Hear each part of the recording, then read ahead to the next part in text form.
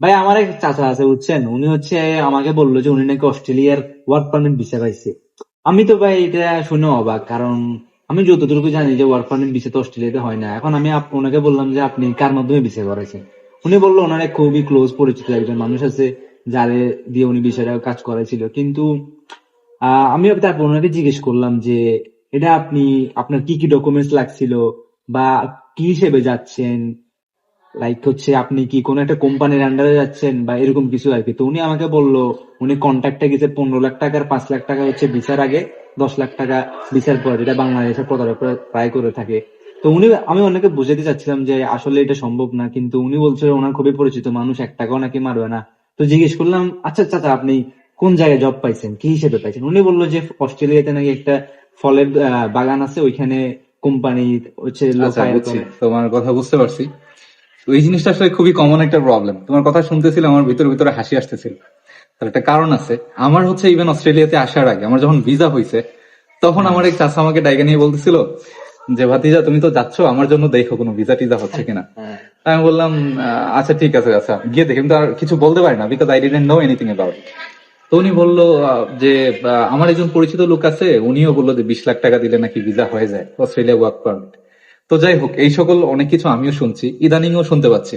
তো আমরা রিসেন্টলি জানতে পারছি যে অস্ট্রেলিয়াতে স্টুডেন্ট ভিসা রেশিওটা অনেক বেশি বাড়াইছে।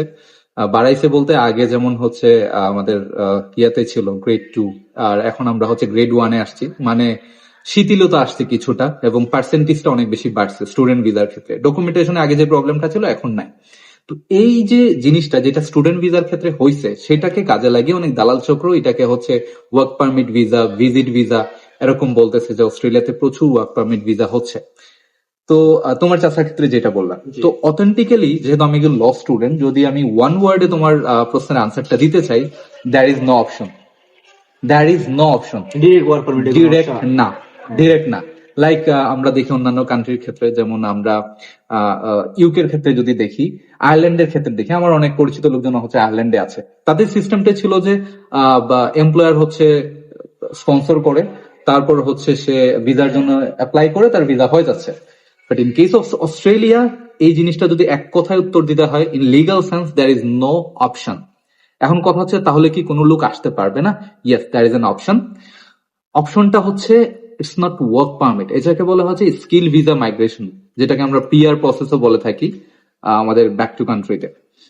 এই প্রসেসটা কি? প্রসেসটা হচ্ছে আপনাকে এই জায়গায় যে ধরনের লোক, কাজের লোক দরকার বিভিন্ন ক্ষেত্রে, যেমন ওদের অনেক প্রফেশনালস এর শর্টেজ আছে, like IT specialist, doctor, engineers and some sort of other occupation. যে অকুপেশনে ওদের আসলে লোক দরকার, ওরা এরকম অকুপেশনে একটা লিস্ট করে রাখছে যে এই অকুপেশনে আমাদের স্কিল্ড লোক দরকার।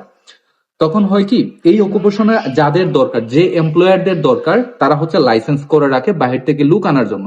তখন ওরা অন্যান্য কান্ট্রিতে যদি এই স্কিল কোনো পার্সন অ্যাপ্লাই করে, ওই পার্সনকে ওরা স্পন্সর করতে পারে। বুঝছি। স্পন্সর করার পরেও কিন্তু ডিরেক্টলি নিয়ে আসতে পারে না, যা স্পন্সর করলো। এখন ওই ব্যক্তির যে এডুকেশন কোয়ালিফিকেশন, ওই ব্যক্তির যে ওই কর্মক্ষেত্রে, অর্থাৎ যে কাজে সে আসতেছে ওই কাজে তার এক্সপেরিয়েন্স, তার আইএলটিএস এর পয়েন্ট যেটা হচ্ছে মিনিমাম 7 ইন অল মডিউলস, তারপর হচ্ছে তার পরিবারে যাদেরকে নিয়ে আসতেছে তাদের আইএলটিএস, তাদের এডুকেশন ব্যাকগ্রাউন্ড, তাদের হিস্ট্রি, তার হিস্ট্রি, এই সমস্ত কিছুকে কনসিডার করে, এই সমস্ত কিছুর যে পয়েন্ট আছে সবকিছু অ্যাড করে সে যদি এলিজিবল হয়, দেন হি ক্যান অ্যাপ্লাই। আর এই যে এমপ্লয়ার যে তাকে স্পন্সর করলো, এটা হচ্ছে অনেকগুলা পয়েন্টের যে ক্যাটাগরি আছে, এই ক্যাটাগরির মধ্যে একটা ক্যাটাগরি মাত্র। তার মানে হচ্ছে আমরা ইউকে বা অন্যান্য কান্ট্রির ক্ষেত্রে যেরকম দেখতেছি এমপ্লয়ার স্পন্সর করতেছে, একজন লোক চলে আসতেছে, অস্ট্রেলিয়ার ক্ষেত্রে এটা না। আমি বারবার একই কথা বলতেছি, এইটা একেবারে পসিবল না। পাথওয়েটা খুবই ডিফিকাল্ট অন্যান্য কান্ট্রির চাইতে। পাথওয়েটা কি? সেটা হচ্ছে স্কিল মাইগ্রেশন। স্কিল মাইগ্রেশনটা কি?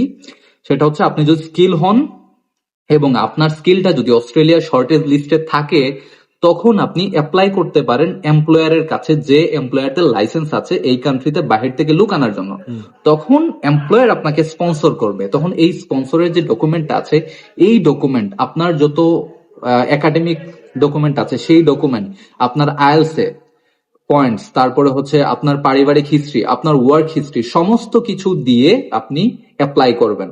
এই সকল কিছুকে ওরা একটা পয়েন্ট বেসডে নিবে, এই সমস্ত কিছু ক্যালকুলেশন করবে, করার পরে আপনার যে মিনিমাম যেটা এখন হচ্ছে 75 আছে, আপনার যদি 75 পয়েন্ট হয় তাহলে আপনি একটা লিস্টে আসবেন। এই জায়গায় আসার জন্য জাস্ট একটা মিনিমাম কোয়ালিফিকেশন হইলো। তারপর এরকম আপনার মতো যারা সবাই অনেকে যে অ্যাপ্লিকেশন করে এই সমস্ত কিছু একসাথে করে এই জায়গা থেকে ওরা একটা ল্যাব লটারি অথবা অন্যান্য সিস্টেমে ফিল্টার করে কিছু লোক এই জায়গায় নিয়ে আসে। তো এই প্রসেসটা কিন্তু যথেষ্ট strict, not like other country, এবং এটার জন্য একটা লম্বা ডিউরেশন দরকার, 6 মান্থ টু 1 ইয়ার অথবা তার বেশিও লাগতে পারে। ঠিক আছে, সো তাহলে বলতে গেলে সরাসরি ওয়ার্ক পারমিট বলতে না ভাই, ওয়ার্ক পারমিট কিছুই না। তো যারা এরকম বলতেছে, তোমার যদি কেউ জিজ্ঞেস করে, আমারে জিজ্ঞেস করে, আমরা কিন্তু ডিরেক্টলি বলতে পারি না যে ভাই এরকম কোনো সিস্টেম নাই। আমরা যদি এরকম বলি যে সিস্টেম নাই, ওনারা কিন্তু রাগ করে যে আমরা হয়তো ওনাকে চাচ্ছি না। বাট ভাই এরকম কোন সিস্টেম নাই এই জায়গায়, যে ফলের বাগানে কাজের জন্য, ওই যে বিভিন্ন ওয়্যার হাউসে কাজ করার জন্য এরকম কোনো অপশনই নাই এই জায়গায়। ঠিক আছে, তো এইরকম যদি কেউ বলে, এক কথায় না, সে যত আপনার কাছের লোক হোক, যত প্রিয়জন, আপনার শালা হোক, সম্বন্ধী হোক, বা যেই হোক, আপনি কখনো একটা পয়সাও দিবেন না। এই জায়গায় এরকম কোনো সিস্টেম নাই। আমি আশা করি তোমাকে ক্লিয়ারটা করতে পারছি বিষয়টা। বিষয়টা clear. Okay, thank you. Thank you.